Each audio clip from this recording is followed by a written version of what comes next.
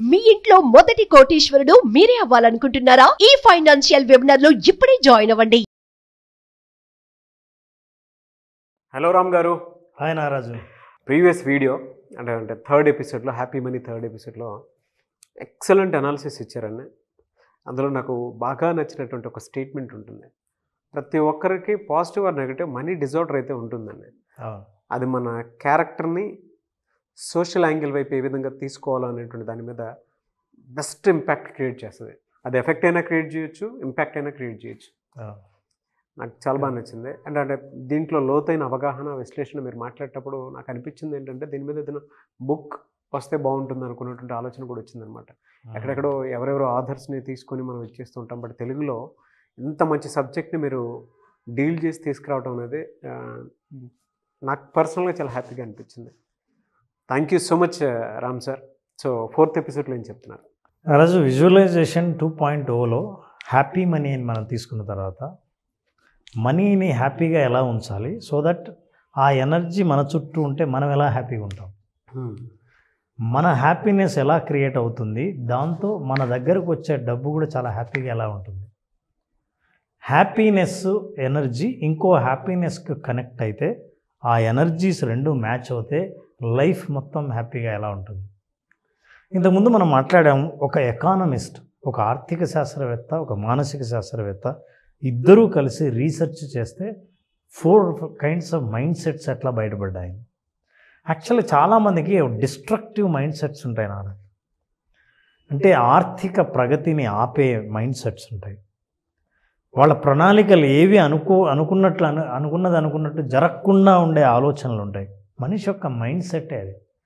మనిషి యొక్క ఆలోచనలు కానీ, నిర్ణయాలు కానీ, భయాలు కానీ ఇవన్నీ మనం ముందుకెళ్ళడానికి సహకరించేదిగా అయినా ఉంటుంది, వెనక్కి లాగేదిలా అయినా అయి ఉంటుంది.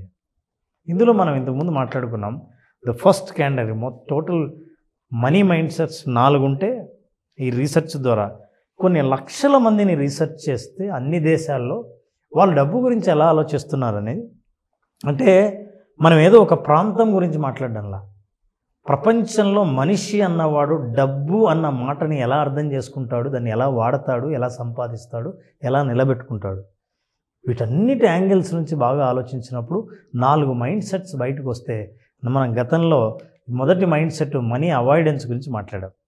ఈ మనీ అవాయిడెన్స్ వాళ్ళకి ఇన్కమ్ తక్కువ ఉంటుంది, చదువు తక్కువ ఉంటుంది, వాళ్ళు మనీని వద్దంటారు ఎందుకంటే సంపాదించలేకపోవడం వల్ల వద్దంటారు.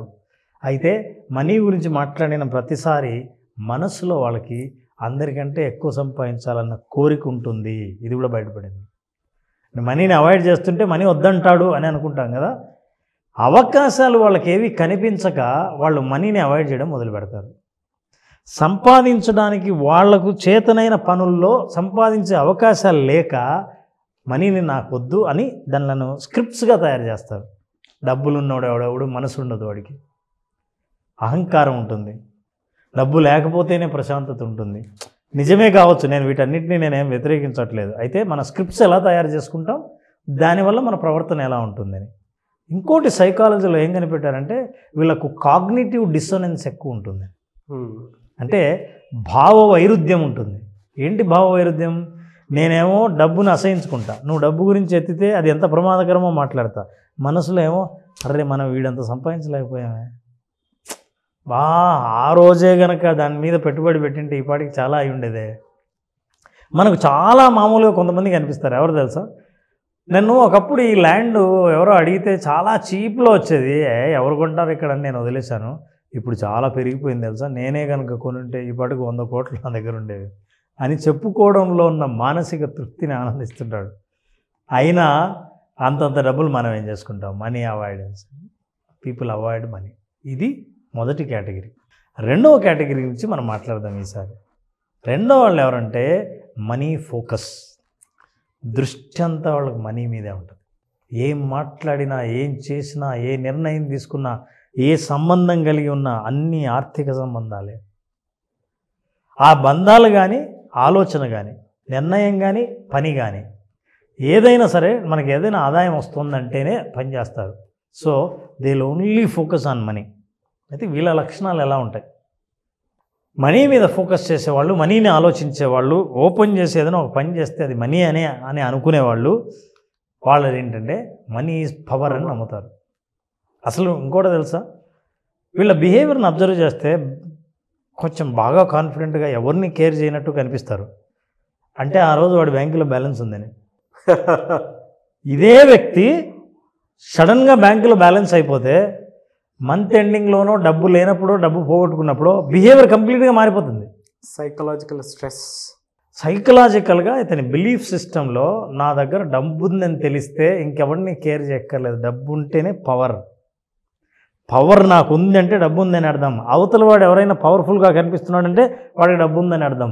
మన దగ్గర డబ్బు లేకపోతే మనం పవర్లెస్గానే ఉంటాము అనే నమ్మకం వల్ల వాళ్ళు బలహీనంగా అయినా శక్తిహీనంగా కనిపిస్తారు, పవర్ లేకుండా ఉన్నట్టు కనిపిస్తారు, డల్గా కనిపిస్తారు డబ్బు లేనప్పుడు. ఉంటే మాత్రం లేని ధైర్యం, లేని బలం తెచ్చిపెట్టుకుంటారు. This people believe strongly money is power.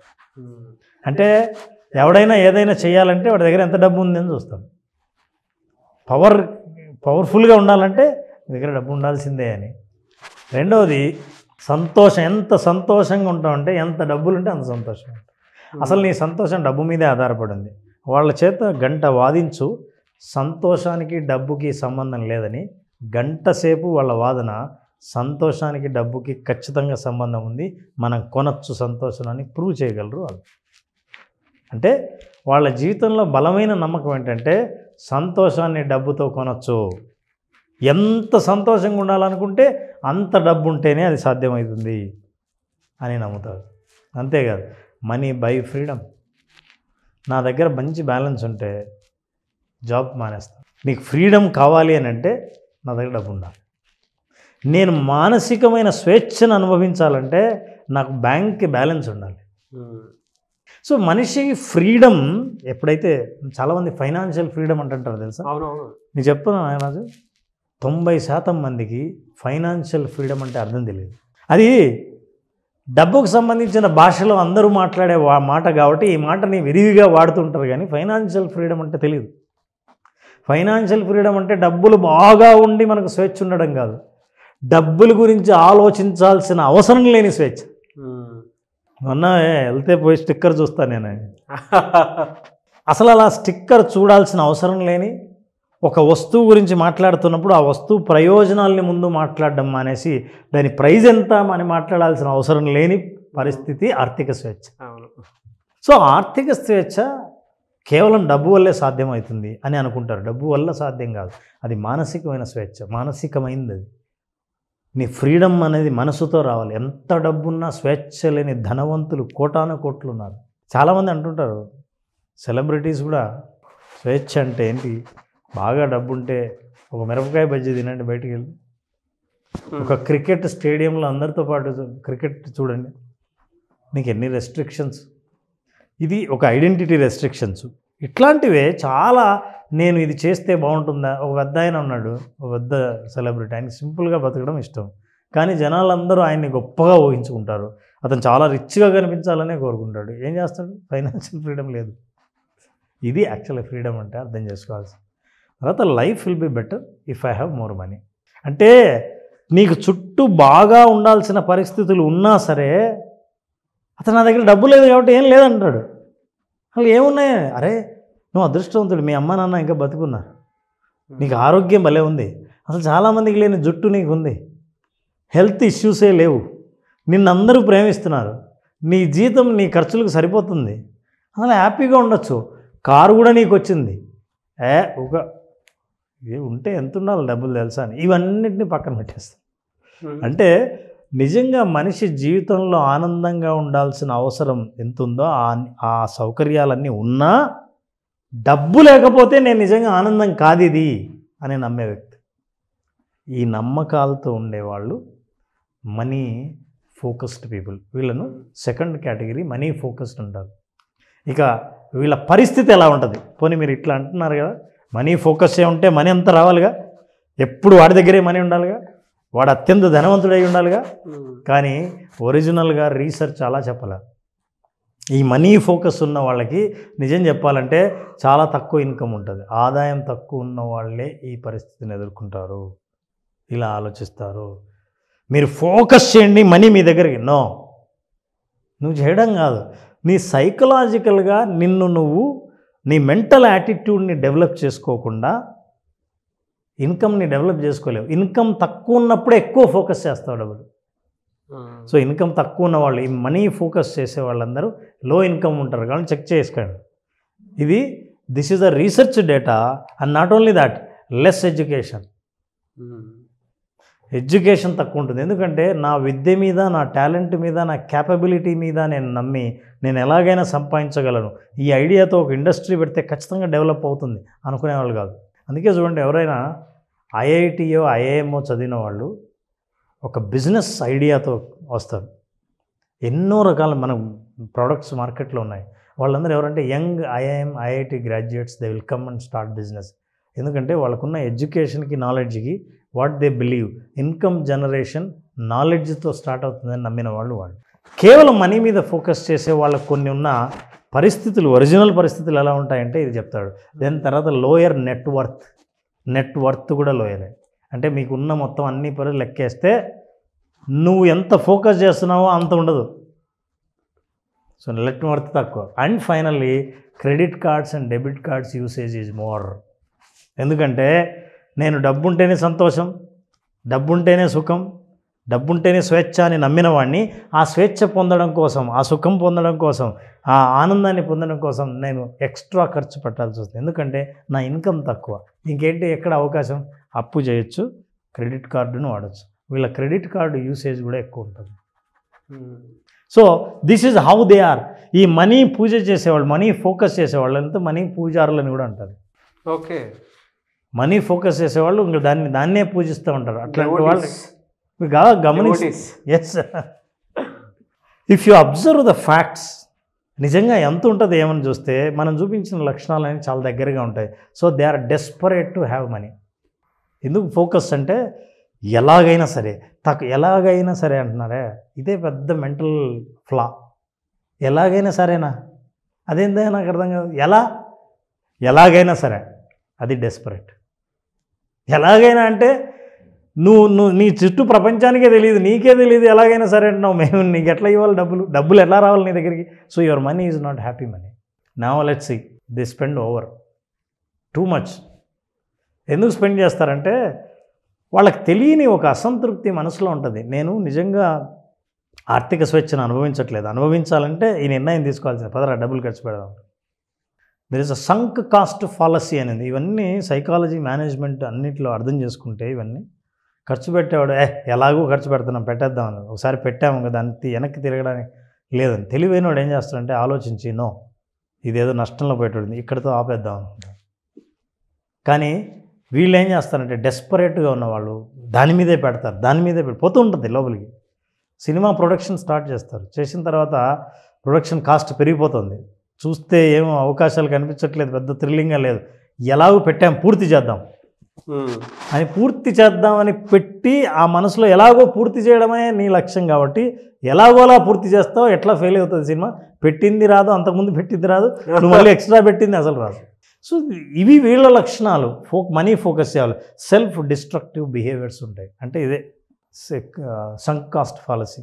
ఈ ఫాలసీ అంటారు. అంటే దాంట్లో ఆ ఫాలసీ అంటే ఒక నమ్మకంలోని లోపాన్ని బిహేవియర్గా మార్చుకుంటే ప్రతిసారి ఎక్కడ ఇన్వెస్ట్ చేయకూడదో అక్కడ చేస్తారు, ఎక్కడ ఖర్చు చేయకూడదో అక్కడ చేస్తారు.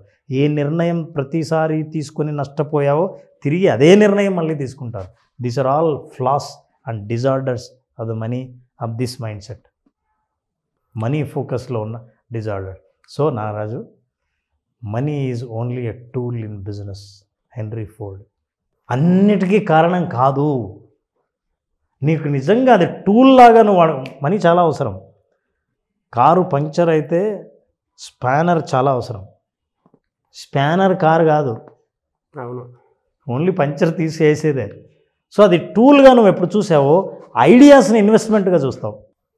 టూల్గా కాకుండా అదే ఇంపార్టెంట్ అని అనుకున్నావో డబ్బు ఒకటి ఉంటే చాలు అని అనుకుంటావు. ఒక బ్యాడ్ ఐడియాతో కోట్లు ఖర్చు పెట్టినా సరే మొత్తం కోట్లు పోతుంది.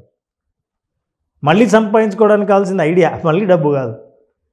కానీ మళ్ళీ డబ్బు అని అనుకున్నాడు మళ్ళీ అప్పు చేస్తాడు. చాలామంది లైఫ్లో ఆర్థిక కష్టాలు పడడానికి, ఆర్థికంగా బాగుపడకపోవడానికి, అనుకున్నవన్నీ జరగకపోవడానికి కారణం కేవలం మన మైండ్ సెట్, మన నమ్మకాలు, మనం ఇచ్చే విలువలు. ఇట్లాంటి క్యారెక్టరిస్టిక్స్లో మనం ఎక్కడున్నామో తెలుసుకుంటే కరెక్ట్ చేసుకునే అవకాశం ఉంది.